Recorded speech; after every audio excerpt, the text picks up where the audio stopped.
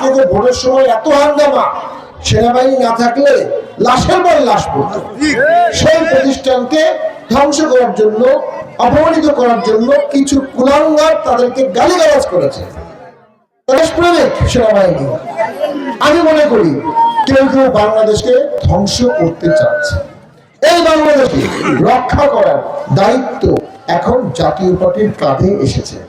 যারা তরুণ আছো, তোমরা তরুণ, তোমাদের উপর আমার অনেক প্রত্যাশা। আমিও তরুণ, বয়স তোমাদের সাথে আমার মতের মিল হবে। তারুণ্যের উচ্ছলতা আর প্রবীণের প্রজ্ঞা, এই দুয়ের সমন্বয়ে আমি রাজনীতি করব।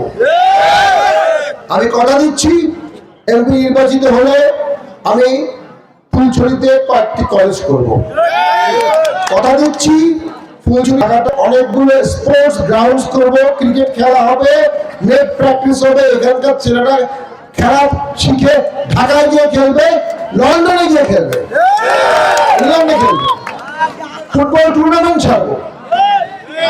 এই এলাকায় একটা ক্লিয়ার একটা কালচার, সংস্কৃতি করে তুলবো যদি আমি এমপি নির্বাচিত হই।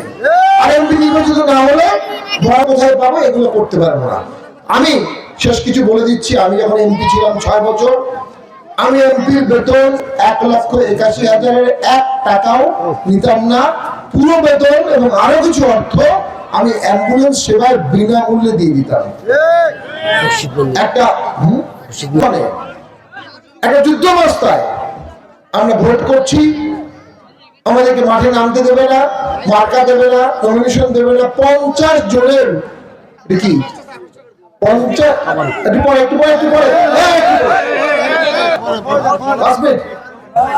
50-এর উপরে মনোনয়ন আমাদের বাতিল করে দিয়েছে।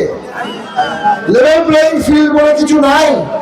আমরা নমিনেশন জমা দিয়েছি, ছোটখাটো ভুল ত্রুটি হয়েছে, 50 জনের নমিনেশন বাতিল, তার মধ্যে আমরা ভোট করছি। অর্থাৎ আমরা এই বিপ্লবে জয়লাভ করবো। ভাই জয় হবে, পাবো। সারাটা ভুল দেখিয়ে দেন, দর্শকের সাথে